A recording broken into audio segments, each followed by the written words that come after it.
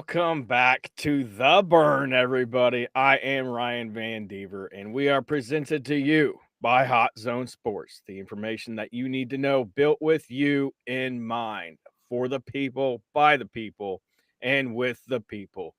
Join the HZS community today. Today, I am joined by a very special guest, a very prominent figure in Wichita, Kansas, Mr. Rashad Daniels, or Coach Daniels, as many may know him by. How's it going, Yeah, man? it's doing going well, going well. So you had some training to get done today? Yeah, as always, start off at 6 a.m. So got after it today, get after it tomorrow before Easter Sunday, and most of the kids will be spending time with their families. So got to get the work in before the holiday, but it's fun. It truly is a blessing to be able to do what I do and be able to work with these guys and see how far they get. Absolutely.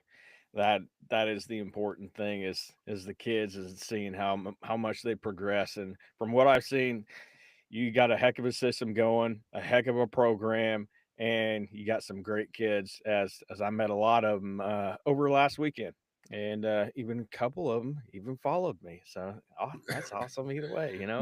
No, they're great guys, and each and every one of these kids, they just want an opportunity, and I've been blessed to get the opportunity to work with some high level guys.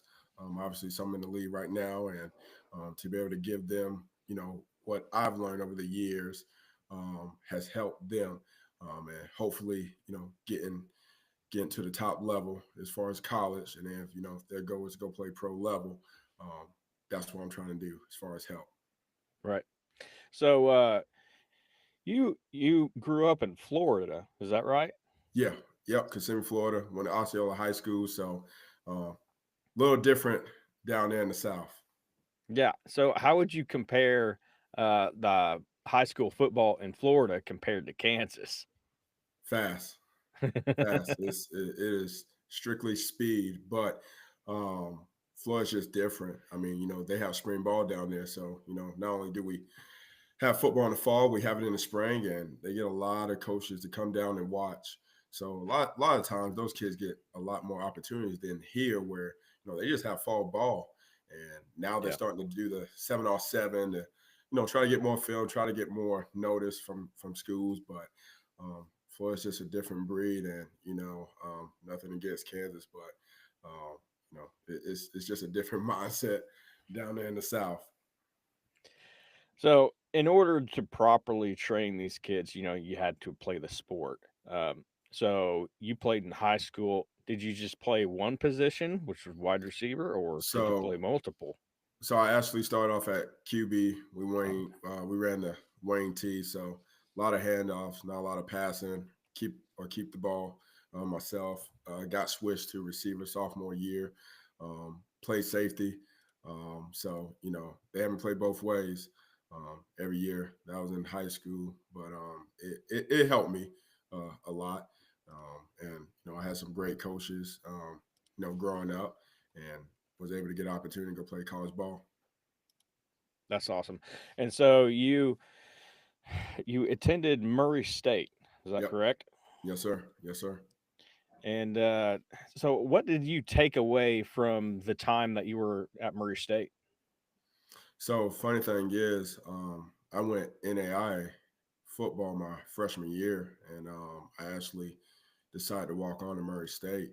And back then there was no sending film out or anything like that where you go on social media to send the coaches. So I took a chance, walked on, redshirt my first year there, and then became a 3-year starter. And the first 2 years was rough. Um, not a winning season.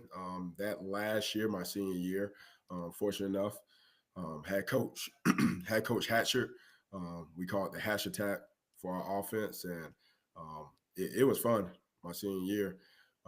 And then had Coach Kenny Parker as my head strength conditioning coach, which he's helped me out a lot when it comes to where I'm at right now. So after you graduated, you ended up getting involved in this strength and conditioning training. Where did you get your start at?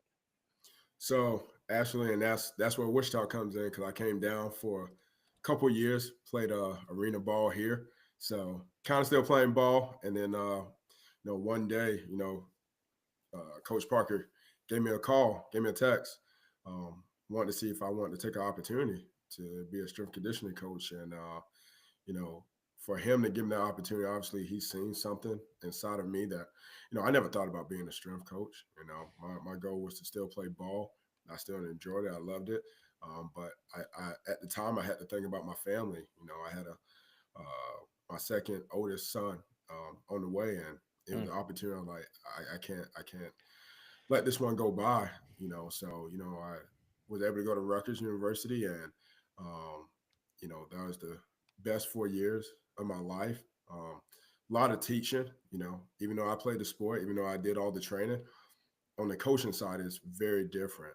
You got to know the body movements. You got to know, the volume, the intensity, and all that other stuff. But to work with some of the best athletes, that had the chance to play at a D1 level, especially in the Big Ten, kind of opened up my eyes a lot. And to build that relationship, build the connections with a lot of the players. It was fun. It wasn't so much, hey, go do this reps, go do this. It was more about, all right, what's going on outside the weight room, outside the school, what you need help on. All right, let's go get some extra work. It was sort of like I was almost like their best friend, going to get some extra work at midnight to 2 a.m., knowing these guys got to go get working at 6 a.m. But that's kind of relationship I was able to build with some of those guys. Well, we have a couple of comments here. Uh, Lloyd Van Deaver says looking good. Thanks. And Maddox McGinnis, he says best in the 316. I think that was meant for you. I'm not Yeah, sure if it was that's meant for that's me. that's my guy, Maddox. He's probably happy I said that, but that's the kid right there that is, in my opinion, is gonna have a lot of success. He loves ball, he truly do. And as much as I get on him, I love his work. I love what he does. I love how he go about his business, and I'm excited for the future for that kid. Yeah. So we will talk a little bit more about Max later in the show, but let's get back on track. So, did you play any like semi-pro ball or pro ball? Just arena ball. After college, I did get a shot at the CFL. Okay. Everything doesn't happen the way you would like to, but um, I say this, everything happens for a reason. And even though I didn't get a shot at the NFL, even though I didn't get my shot at the CFL, everything I went through led to this. And honestly, I'm happy. I'm so happy to do what I do. I'm so happy that I'm able to work with these guys. It's fun, and you hear it from the kids. Coach, when do you ever go to sleep? I mean, I rarely get into sleep, because I'm always thinking about, all right, if today didn't go well, how do I switch it the next day? I never get satisfied, and that can be a good thing. That can be a bad thing. But for me, it's always how can I get better, because every athlete I work with, I want them to have success. And it doesn't have to necessarily be, hey, you playing college ball. It can be, hey, you have your own business. Hey, you're a CEO. Hey, you're a great father. Hey, you're a great husband. At the end of the day, I want most of my kids to have a great life down the road. So in the next 5 to 10 years, they're doing well. They're doing fine. And if even if I was just that small percentage, to help, I'm satisfied. Yeah, that's everything, man. That's awesome. So, one question that I do have, so it's you address it a little bit, but what motivated you to pursue a career in strength and conditioning, and how did you ultimately become a CSCS? It was one day, and you know, like I said, I thank Coach Parker a lot. Um, I'm chewing out a guy in the weight room because he's not doing his reps the right way, and I didn't like it. Um, After that session, he pulled me over to the side and basically just told me, "You look." if you want the respect from these kids, it's not so much about chewing them out, getting in the butt. It's about building that relationship, building that connection. And then once you do that, those kids will run through a brick wall for you. Those kids will take the adversity and go to work. Um, so I've gotten to learn that it's not so much yelling, which I still do, to this day, but I have to build that relationship. I have to build that confidence in a kid in order to put in the work that I'm looking for. And I fell in love with the process. The CSCS it's probably one of the hardest things I ever done. I mean, you're talking about a test that it's hard to get, and most of the master strength coaches they'll tell you it took them 4 to 6 times to pass. It's hard, but necessarily that doesn't make me the coach I am today. What makes me the coach I am today is getting on the floor, hands on with the kids, building that relationship, build that connection, and learning every day how to connect with these kids and get them motivated to push a little further than where they're at right now. So one thing that was crazy to me when I was actually doing some research, and I knew it a little bit about CSCS, but like when you have to take that test, it's pretty expansive. Like it Oh is yeah, one of the more difficult tests yeah, out there. yeah. It is, it is. But I mean, if you're talking about working with college athletes, pro athletes, the best of the best, you better have something that recognize you as one of those coaches. And like I said, having a CSCS that gives parents the notoriety as far as me being a certified strength conditioning coach, but it lets parents know also, okay, I can put my kid with Coach Daniels, knowing he knows information, knowing he know what he's doing. So, um, it's great to have. Obviously, keeping up with it every year sucks, but um, at the end of the day, it's making me a better coach. Yeah, I think you going to Rutgers and then Boston College after that, it's just that type of experience uh, you're not going to normally get as a CSCS. And there's lots of people that can be a CSCS, but unless you have those types of experiences that you can instill in the kids that you're training, unless you have that experience, I mean, I think that's what sets you apart from other trainers here in Wichita. Does it not? Yes and no. And the only reason why I say yes and no is because there's trainers here that they never coach at a collegiate or professional level, and they're doing great things with kids. The thing with me, I was able to go coach at college, so working with Isaiah Pacheco, and that he's family. At the end of the day, he's family. My kids been around him, my wife's been around him, my family. We built that bond, and that's a guy that he had one offer coming out of high school. It was just from Wow. records, one offer. And when I say hard work over talent, he's the example. A guy that went seventh round. I call him the dark horse. Kansas City taking that chance on him. I mean, look what he's done since he's been there. And this is a big year coming up for him. But, Yeah.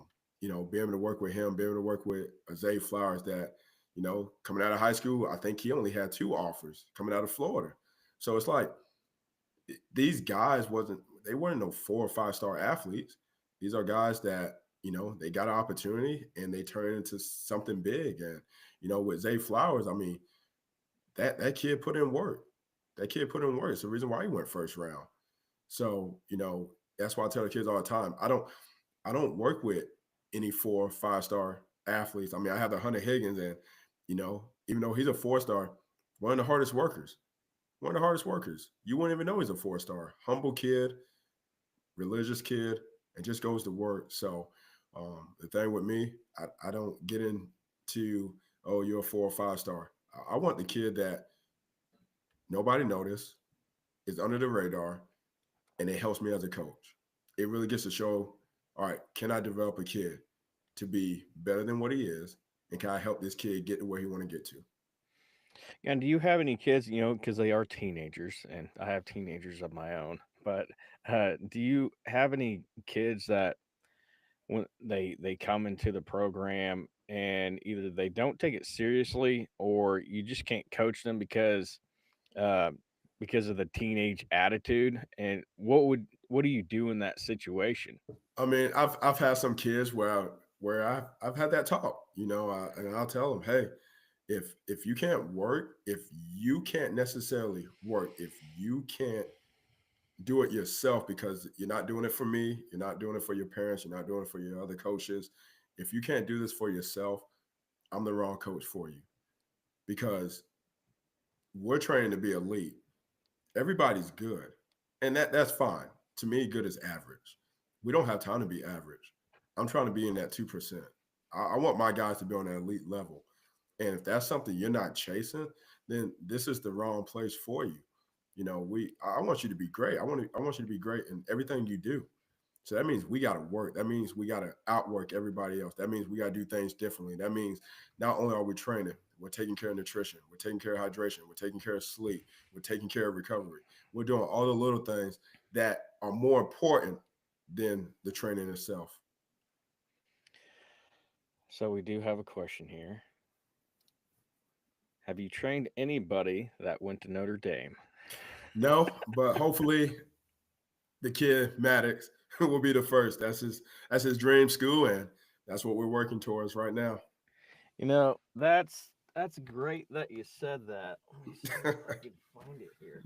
Yeah, that's great that you said that because I'm just gonna throw this out here. Notre Dame, Notre Dame guy.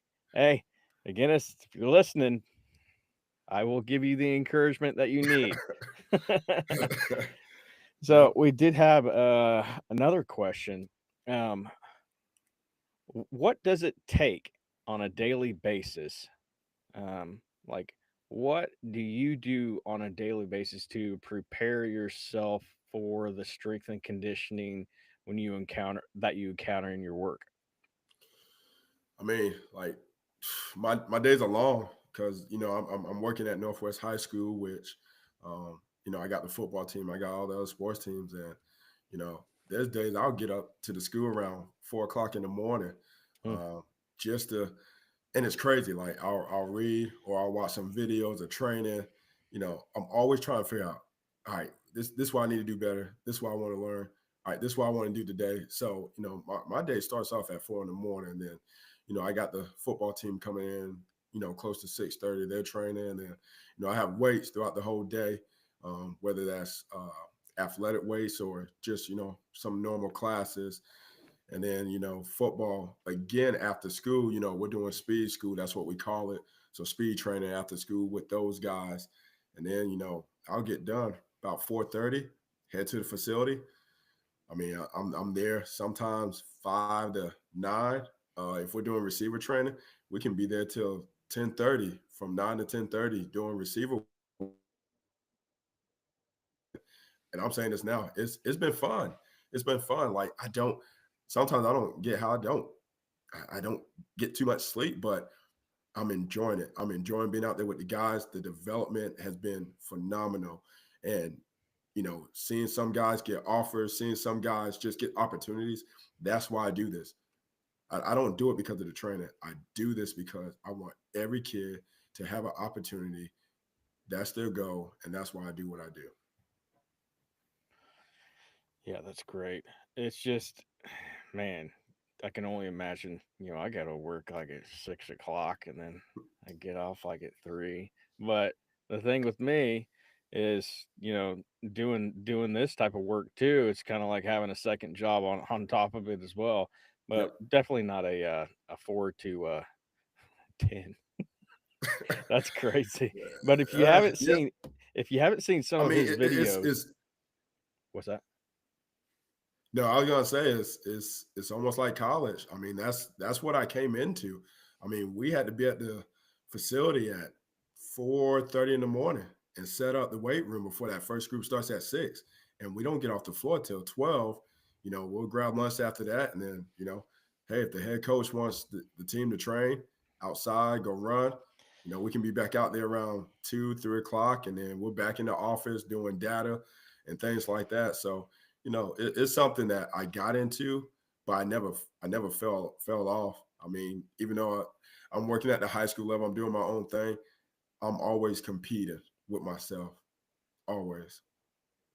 Yeah, it's just one of those things. It's like um, constantly trying to improve yourself, Yes, and sir. you, me in particular, I look at my competitors and see what they're doing, and I try to one up them, and that two different crafts, of Yeah. course. I'm not, I'm not foots on the ground, but you know, Yeah. everybody's just trying to improve themselves, whether Yep. you're in sports, whether you're strength and conditioning, or you're just a regular worker at Walmart. It doesn't matter. You're always trying to improve yourself. Yes, sir. I And we agree. have a question here. Have you ever turned a 1 star into a 4 or a 5 star? Not yet. I don't really look into stars.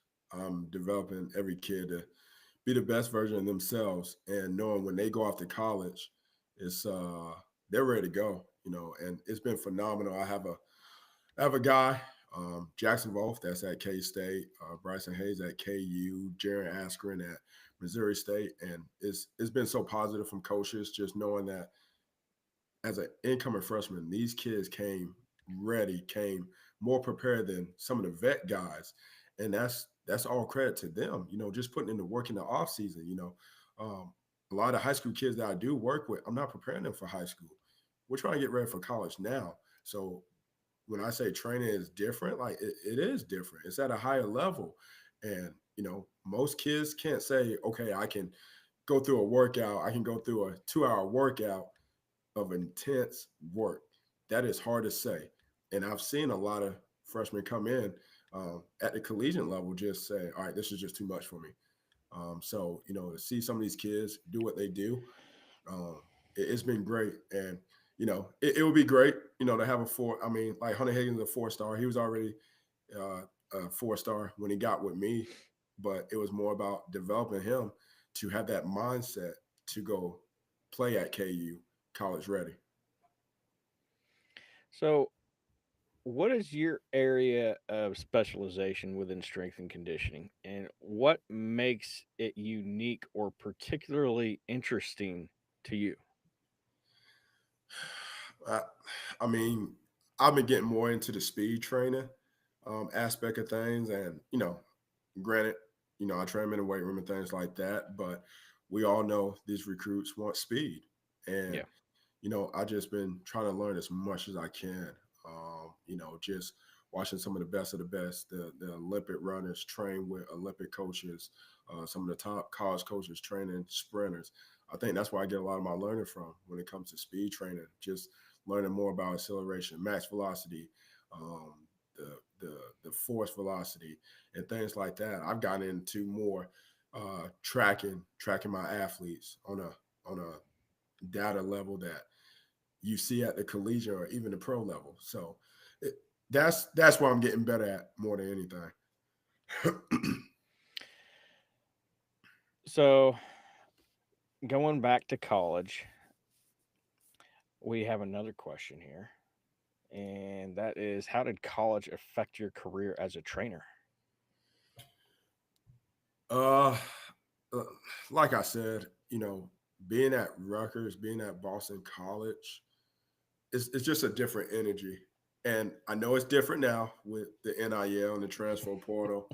But when I was coaching at the collegiate, um, that brotherhood. It was great to build. Um, Seeing guys trust each other, and work hard. I mean, at Rutgers we had a thing called Valentine's Day. Probably one of the worst workouts you could ever go through. I Mm. mean, 2 hours of straight, brutal, intense work, and you'll see guys like they will struggle, but their teammate just picking them up, saying, "Hey, you gotta go get the next rep. We're trying to go win. Like you got to go." It's just a different level of intensity at that collegiate level, and as a coach, it pushed me more to bring it to a higher level.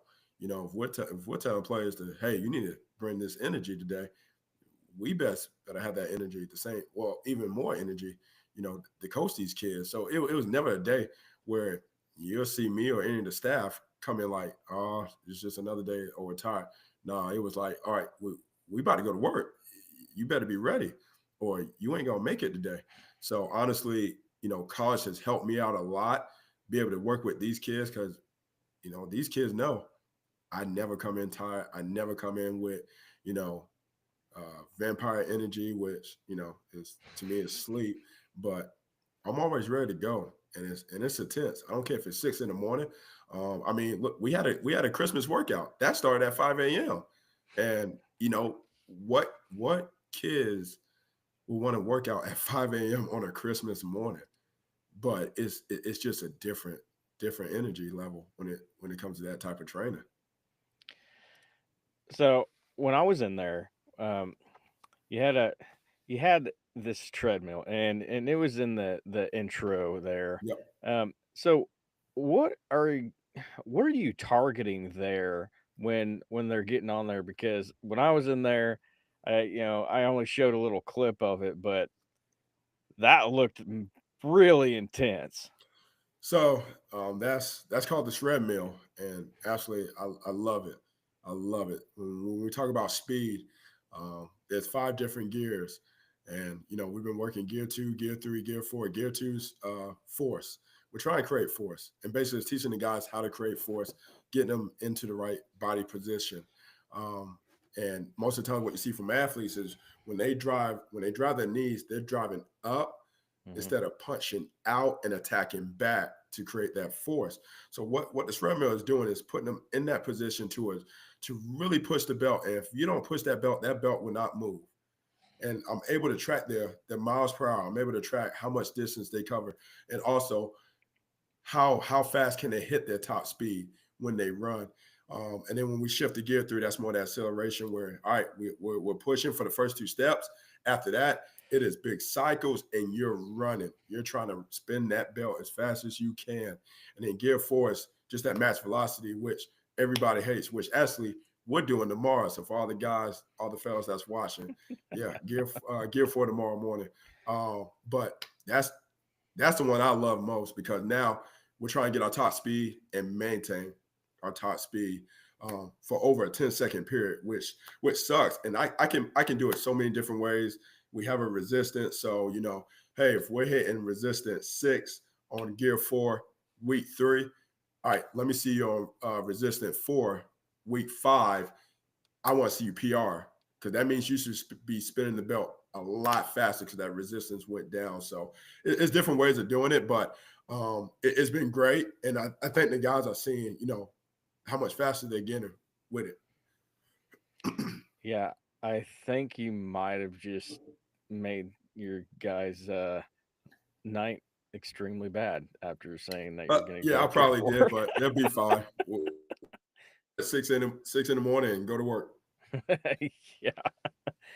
So when I was there, there and you actually walked out of the building, there were a couple guys there. I'm not naming any names. I'm just saying it was funny. It was just like, God, I hate this thing. I always feel like I'm gonna fall over. It was just cracking me up the Yeah, entire I could time. probably name a couple who probably said that, but I'll wait till tomorrow when I see them. Yeah. So we do have I did have an interesting question. So when I was in there, so I graduated high school in 2001. So all you Yep. math guys out there, you can do the math and figure out how old I am. Have fun with that.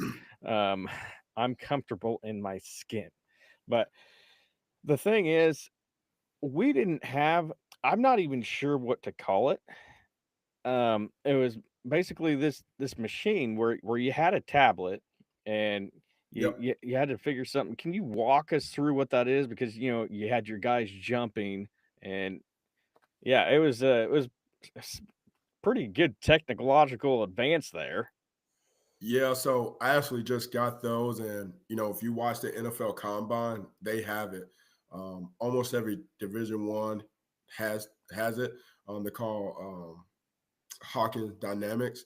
They're pretty much force plates. So pretty much the data I get to see is, what when these guys jump and land, I get to see their braking phase, how much force are they producing from a braking phase to a jump phase. And, for me is able to see, all right, if you're hitting, say if I had player A jump a 37, we'll go with week 2. Week 3, he hit 34. Now I get to question myself and the player, like, all right, what are you doing outside the weight room? What are we doing as far as programming? Because I may have to switch some things up. And that's the other thing. I may program a 8-week program that we are doing. That doesn't necessarily mean I'm running an 8-week program, because every kid is different. I may have to switch some things up to see this increase. So like if a guy is dropping off that force plate, their numbers are dropping, I'm going to switch some things up to get those numbers to go back up. And necessarily, it doesn't mean it has anything to do with the weight room. It could mean, all right, he's not doing his recovery like he's supposed to. Oh, he's not getting his sleep like he's supposed to. So a lot of times, a lot of that data helps me figure out, all right, this is what we need to switch up to get you back on track and to keep improving. So, right now we're actually going, we started week 6 today.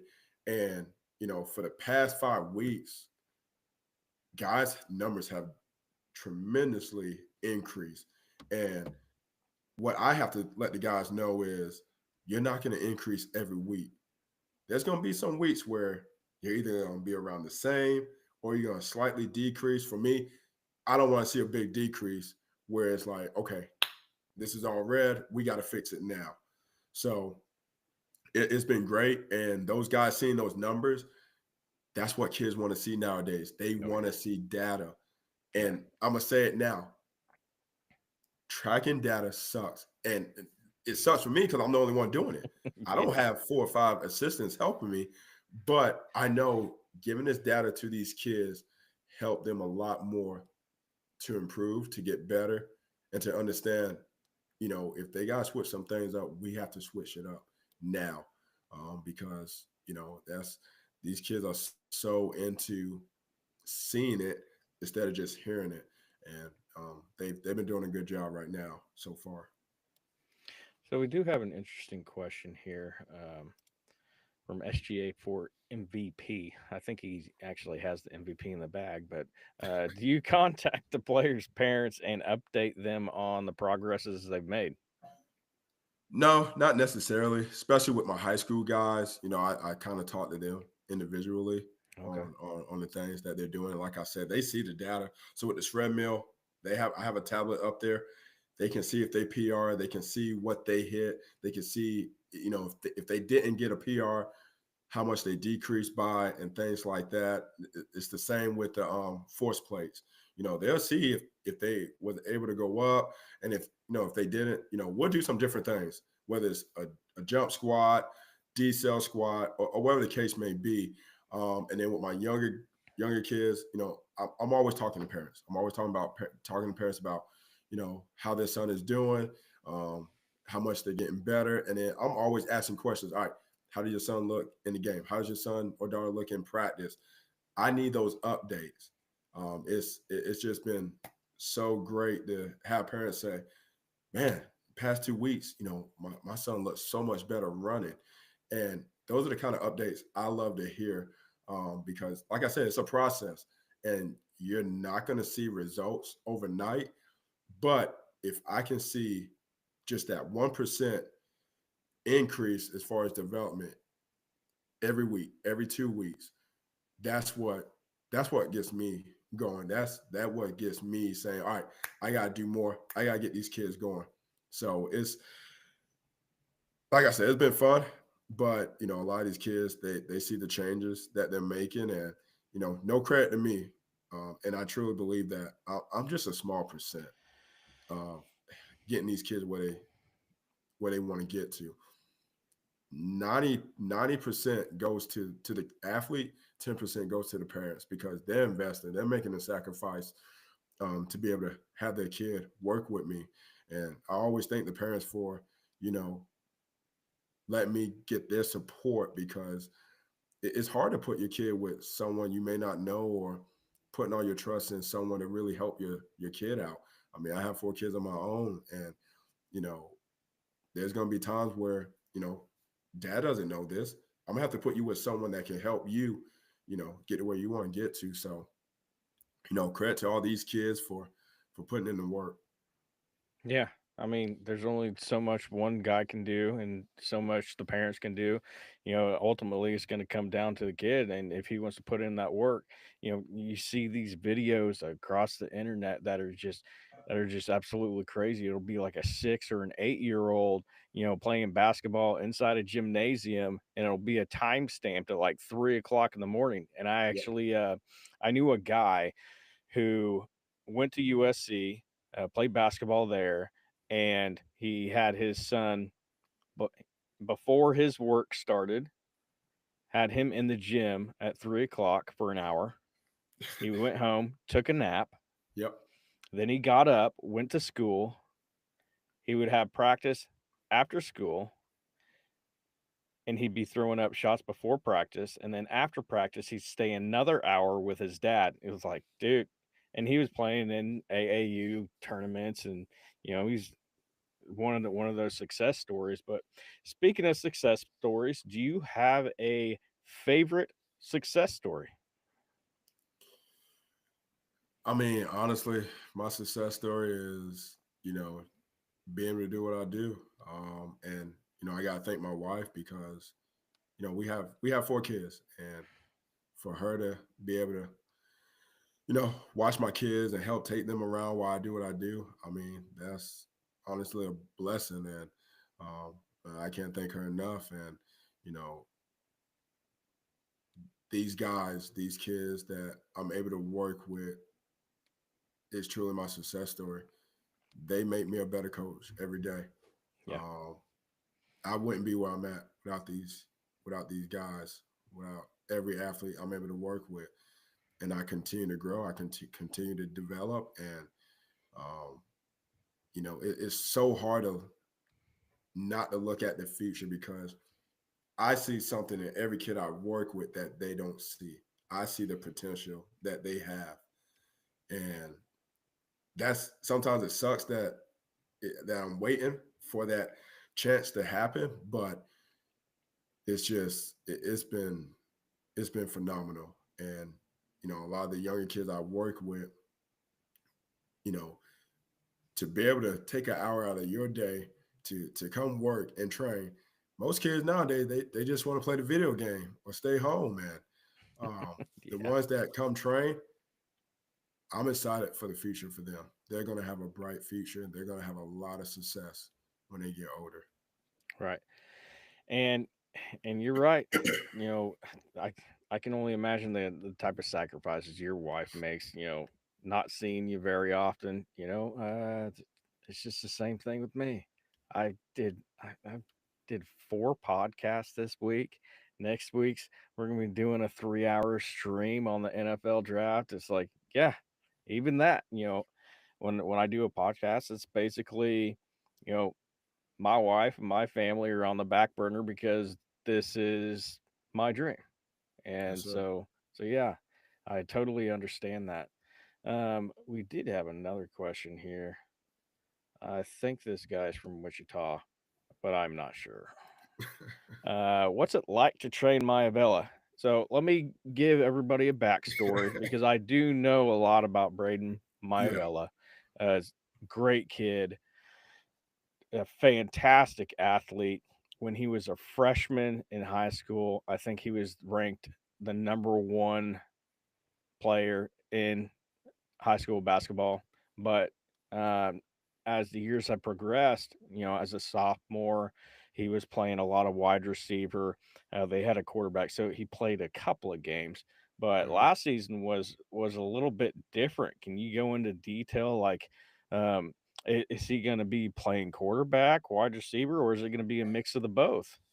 I mean, I think he's gonna have to play quarterback again for the high school which is fine. I mean, Right. he's a heck of an athlete. Yeah. Right now, we've been working a lot of receiver training, and I got Braden sometime in January, and you're talking about a kid like he's talented. He's just naturally talented, but he's never really trained, never really had that chance to develop. And since I've started working with him, I'm gonna say this now. He's a kid that's gonna surprise a lot of coaches, and I'll say it again. I've already said it once. He's gonna be the best athlete in high school football in the state of Kansas, and that's what we're working right now. And I truly believe that with the work he's putting in right now, he has the chance to be the best athlete as far as football in the state of Kansas. And that's a guy that I think really never thought about football. I know basketball was like his number one. I mean, going to Right. go play college basketball, Yeah. and we've had that toss about, dude, I think you're gonna have a chance to play some D1 level football, and I think I gotta say he probably thought I was joking, but I think he's starting to see like, oh shoot, I have a chance. I mean, you got some big time schools starting to reach out, starting to, you know, looking at him, and I wouldn't be surprised if he has multiple offers from Division One.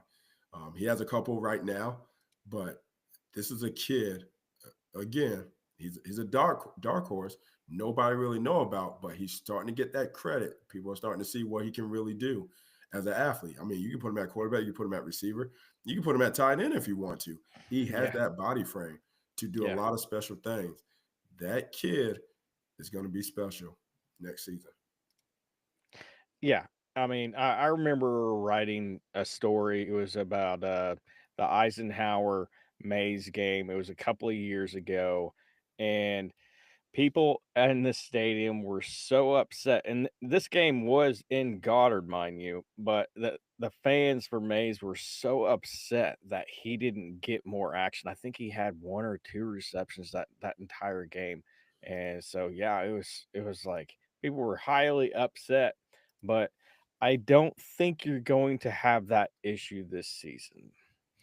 No, no, he's going to have a special season coming up, but I think most high schools are already planning to, all right, we got to stop this kid. But at the end of the day, he's been putting in work. So, I think he's going to have a special season coming up.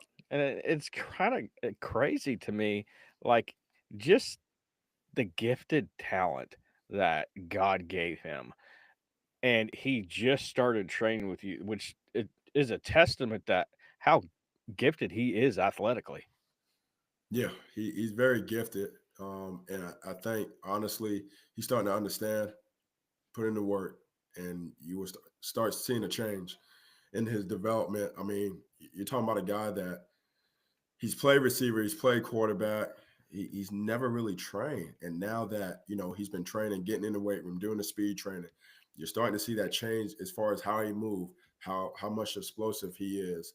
Um, I mean, he already had jumping ability, but now it looks like he's jumping out the gym, like even more. So Yeah. the work he's just been putting in, and it's just been incredible. I mean, when you tell a kid, hey, 9 o'clock, we're doing receiver work, he shows up. Hey, 6 a.m., we're doing receiver work. Hey, he shows up. That's just a kid that's starting to understand. All right, I'm trying to get these offers. I'm trying to let these coaches know I'm the real deal. Yeah. That's awesome. So, let's get back to your training here. So what is is there a certain age bracket of kids that you bring in, or is it just high school or middle school involved? How's that work? So it all varies. I mean, right now we're in combine training, so a lot of high school kids, which most of these kids that are training with me, they're getting ready for summer camps. So we all know, during the summer, it's a lot of football camps. Whether it's KU, K State, mega camps. A lot of these kids are training with me right now, almost like the NFL combine. So we're working on 40s, working on 5, 10, 5, working on broad jumps and things like that. So that's what we're heavy on right now. We go 4 days a week, and actually some of these kids, they're doing track or they're doing baseball. So the biggest thing is also me, if I have to modify a workout, like I said before, I may have to do that, but really staying on these kids about recovery. And then, um, I have some younger middle school kids, which, it's just speed training, but summer is the biggest one for me. I'll have my middle school group. I have actually two middle school group going this summer, and we're going to do a lot of speed training. We're going to be in the weight room. And when I'm in the weight room, nope, we're not. I don't care how much you lift. I'm more worried about technique, mechanics than anything. We'll still develop power. We'll still get stronger. But we're gonna do this the right way. I think sometimes these kids get caught up watching, you know, Instagram, Twitter. Oh, he's doing that. I need to go squat 500. I need to go bench this. At the Yeah. end of the day, you're an athlete. You need to train like an athlete. You need to move the bar fast. You need to do everything fast and the right way. If you're trying to squat over 400, 500 pounds and you're moving that bar slow, that's what you're going to see on the field. That's what you're going to see on the court. At the end of the day, do it the right way. Go get fast. Go get quicker. Get explosive. That's what counts the most. Yeah. So I do have another question. It's more about research. So you got all of these new tools coming out for strength and conditioning, Yep. like that one you talked about Mhm. earlier. Um,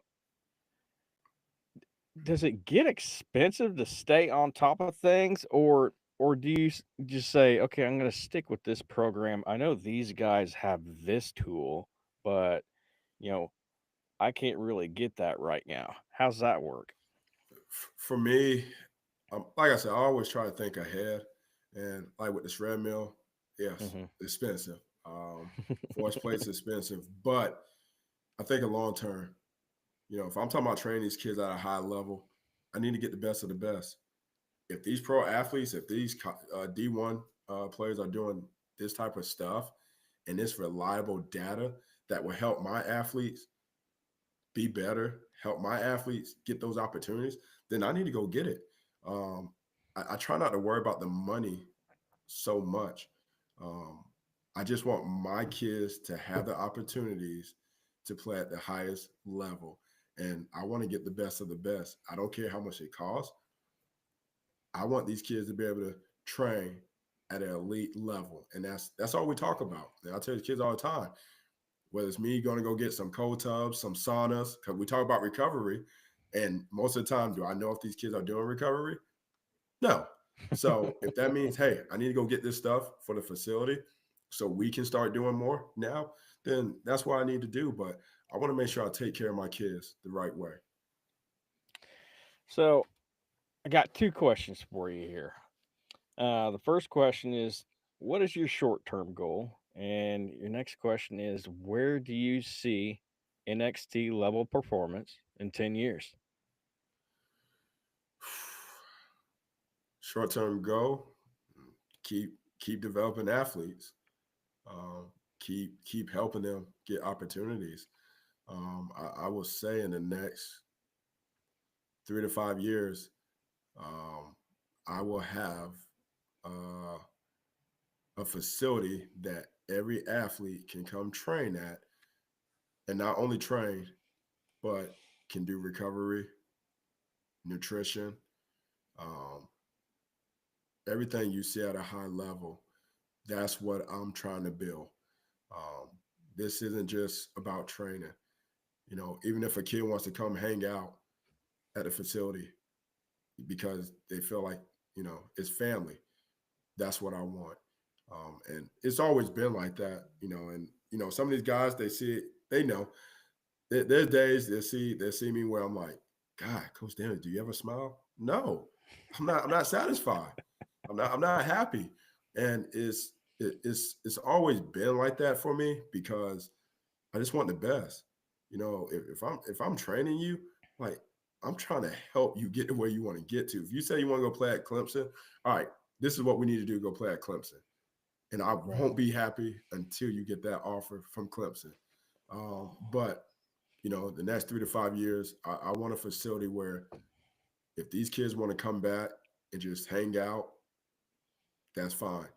All my college guys, coach, I want to come back down. I want to come train. even though they're home with their family. Nope, here you go. We got a facility. Come train at. Yeah. So it's a long process, but the way things are going, I can see it happening. But I just gotta keep busting my butt. I can't slow down. I can't stop. Yeah. We both got that in common. And sometimes I have to be taken back to earth and add a little balance into my life. But but Yeah. I do have another question here. And it's it's in terms of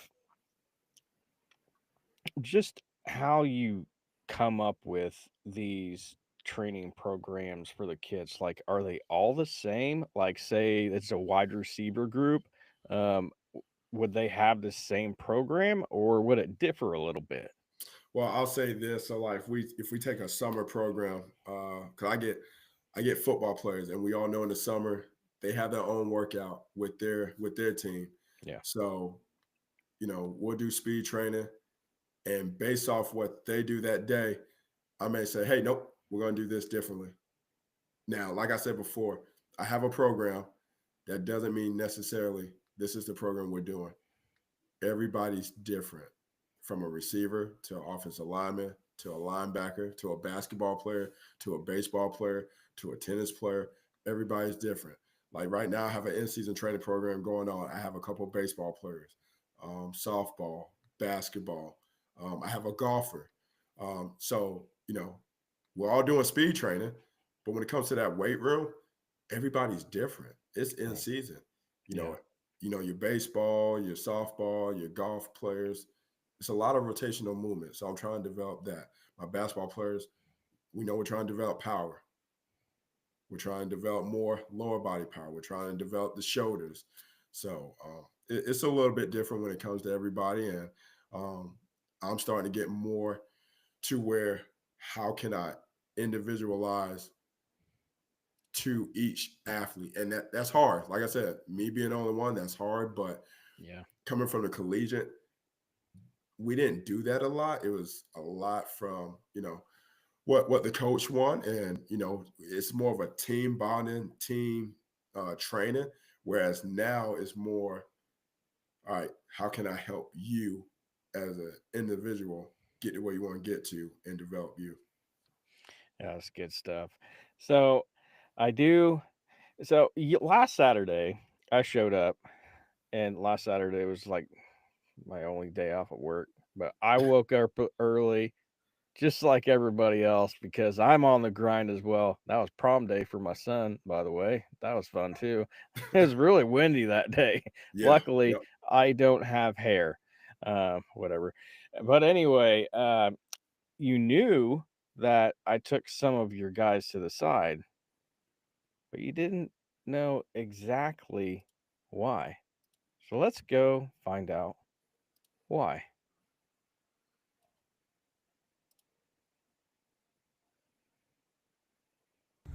So, how do you feel about Coach Daniels and how you're progressing within the program?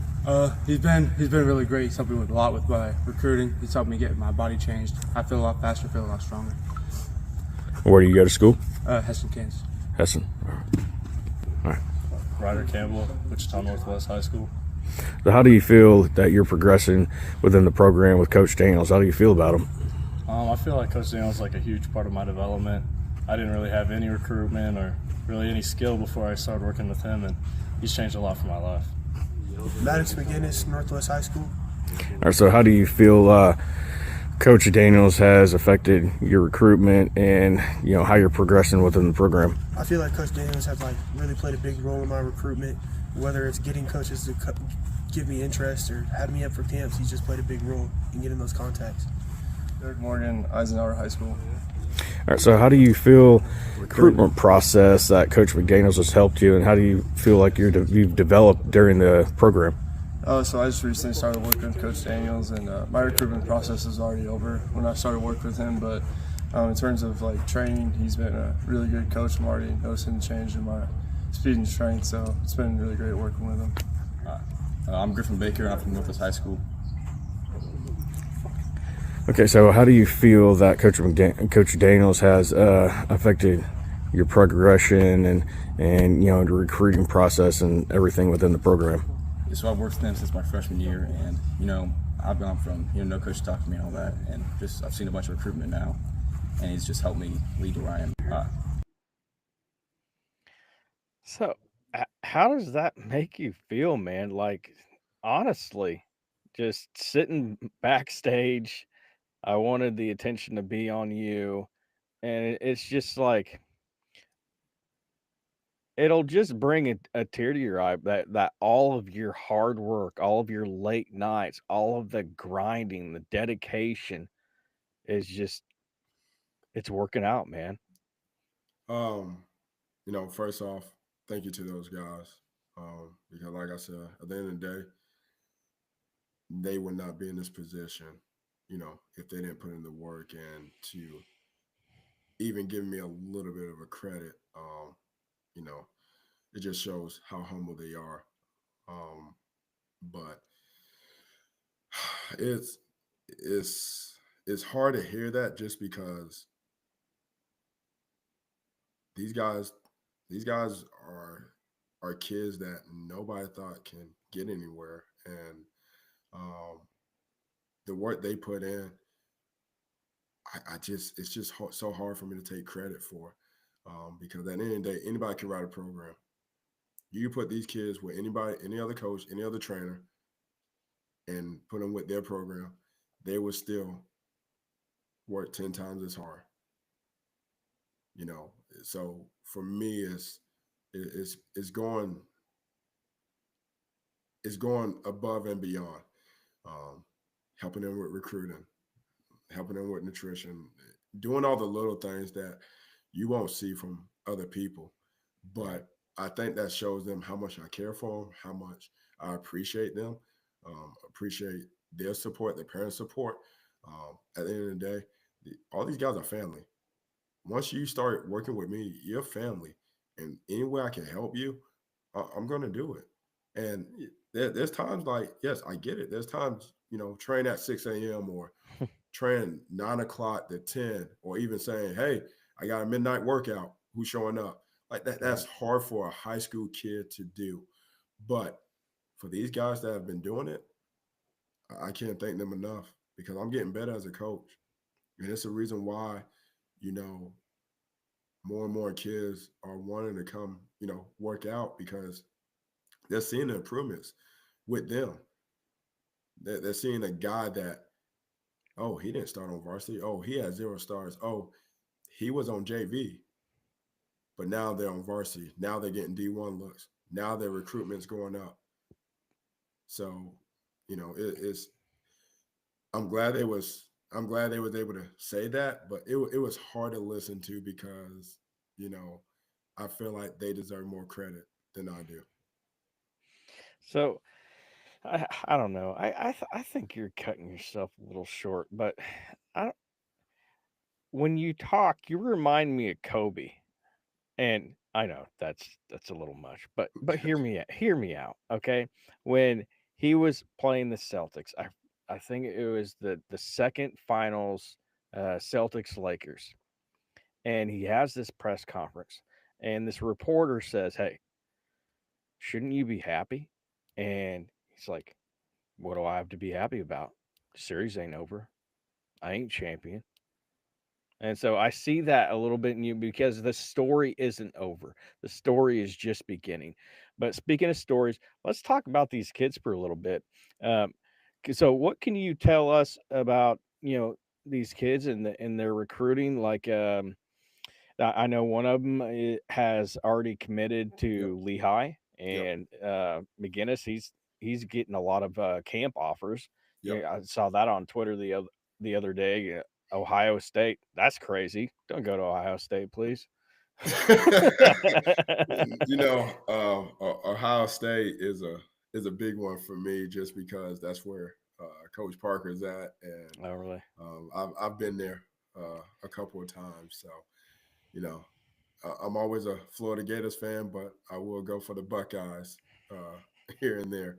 But Garrett, I mean, great kid, committed to Lehigh, and you know, I actually just got him, you know, for this spring program, and this is a guy that just came in and just worked. I mean, a guy that, I tell him all the time, hey, you may be going to college, but you're not going to college to redshirt. Like, why are we not working to go take the spot, go be a starter as a true freshman? Mm-hmm. This is why we do what we do. And, he's been showing up to, when we go receiver training, we have quarterbacks there too. So, he's showing up and he's lights out, throwing the ball. And you can tell that he has a different mindset right now, getting ready to head off to college. I truly believe he's building more confidence in him. And, I'm hoping he gets the opportunity to go start as a freshman. And, the other guy that we see talking, Ryder Campbell, this is a guy that's been overlooked. And I'm just going to be flat out one of my hardest workers. A guy that has night and day put in work, hasn't missed a workout. You tell him to come to a workout at midnight, he'll be there. You tell him 5 a.m., he'll be there. And he actually just got his first D1 offer, I believe, last week or 2 weeks ago, but got his first D1 offer, which I think he's going to have more. But this is a guy that, I mean, nobody thought he can really do anything or even get a D1 offer. And, my goal has always been, all right, we're going to shoot for D1. If not, that's fine. If we got to go D2 or JUCO, I'm okay with that too, as long as you're still getting your opportunity to play at the next level. Yeah. But that kid been working nonstop since he started with me. And then Griffin Baker, phenomenal kid, smart kid. He's going to have a lot of success when he grows up. And honestly, I don't care if it's on the football side or if it's just him wanting to become a doctor. The kid's he's just a hard worker, just come from a great home, come from a great family, and just a guy that's just outwork everybody. And this past season was his first season at Northwest, and I think he showed everybody what the work he's been putting in since freshman year. And he's going to have a big year coming up. He's going to be one of the top receivers, I truly believe, in the state. And then the first guy that went, Gunner, love that kid. He is just a workhorse. He's from Heston, Kansas, and I got him as a freshman. Actually got him during the winter season, probably the hardest off-season program to go through. You ask any kids, they'll say they hate me, and that's fine. I love that because it's a grind, and that kid put in work. And I know this past season he actually doubled his stats, was like 10 times better. I mean, you're talking about getting double teamed and still getting in the backfield. So he has a bright future ahead of him. And then my guy, my main man, Maddox McGinnis. I mean, I don't know what else to say about a kid that just loves the game. And, he always comes in happy, and there's times, I kind of get under his skin, but I think he realized, he has such a high ceiling that, he's going to have a lot of success. And like I said, Notre Dame is his dream school. I have no doubt in my mind he'll be playing for Notre Dame, and he will have a great career there also. That's awesome.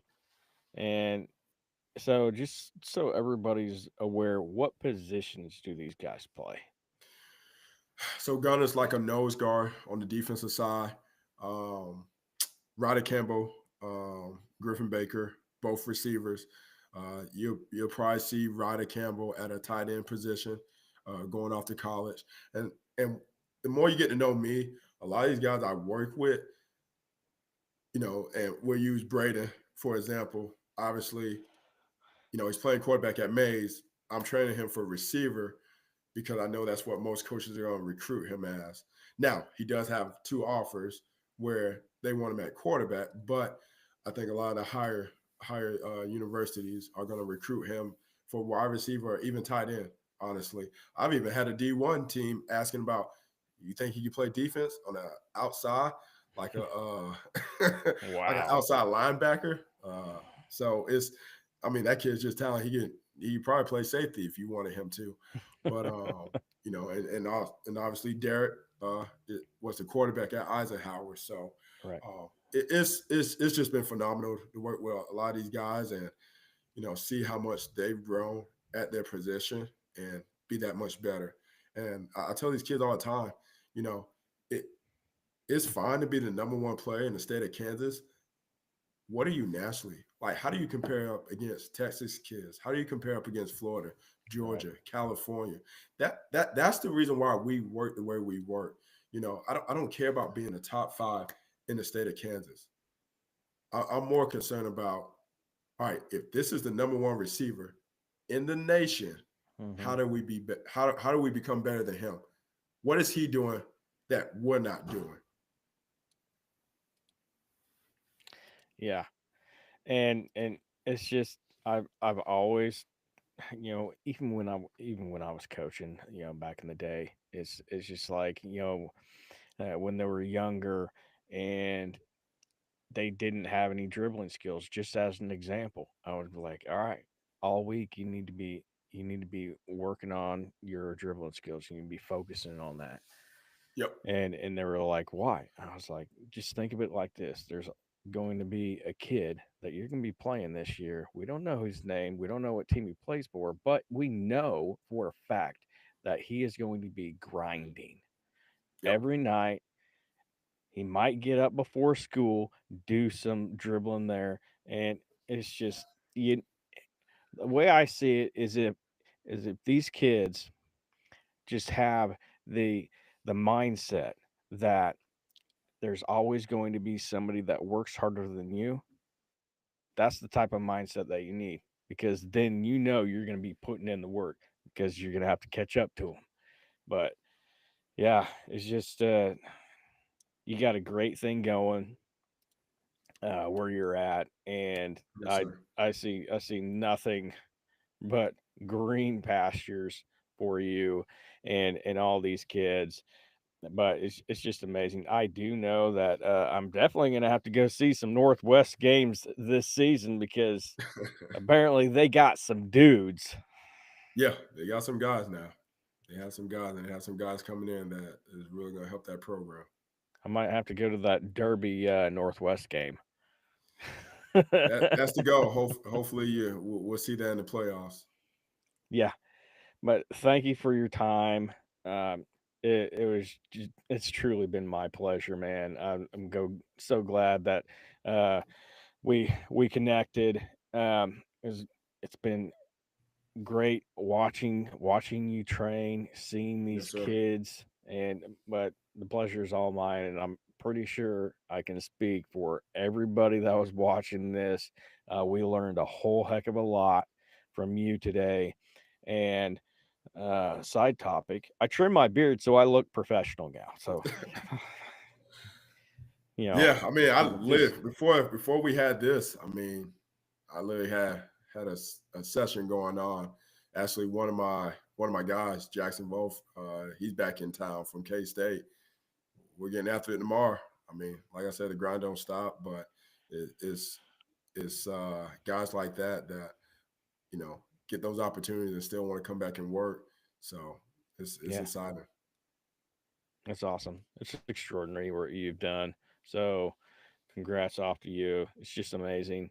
Uh, keep doing what you're doing, man, because there's lots of people watching, and well, there's nothing that you love more to see than a success story coming out of Kansas, because you had Avery Johnson coming out of Mays, Yep. and you don't see a lot of kids. You had that tight end out of Goodland, but you don't see a lot of players garnering the attention that they deserve. And Yep. and so I agree. in future episodes, I'm going to try to bring on some of these players to get them recognized nationally, so they do get the recognition they deserve, because it's not just a motto, it is 100% true. I am for the people, and Yes, sir. forming great relationships, and that's what Rashad Daniels here we're forming a great relationship, and it's just I love success stories. Even being success stories locally. That's a side topic, but I love success stories like this. It's just awesome. Yep. No, appreciate it. Thank you. And I hope the people that were watching kind of understand my story, kind of understand what we're building here in Wichita, and it's going to be phenomenal. A lot of these kids are going to have opportunities, and you'll be seeing a lot of these guys and girls playing on Saturdays, Sundays, at the next level, and it's going to get busy for me. Where all right, I got to travel, go watch you play, but this is the fun part. It Oh really yeah. is. So you can go and follow Rashad Daniels 12 on Twitter, and go ahead and do that because he posts a ton of videos, and he keeps up with all of the news from all of his kids, and it's just it's great content all the time. And you can go ahead and follow me at hot dash zone underscore sports. And we are on all social medias. But before I get out of here, I just want to say thank you for joining the episode. It was a great conversation, and I hope everybody walked away a little bit smarter. And on that note, we will have to say peace out, and it is that time again.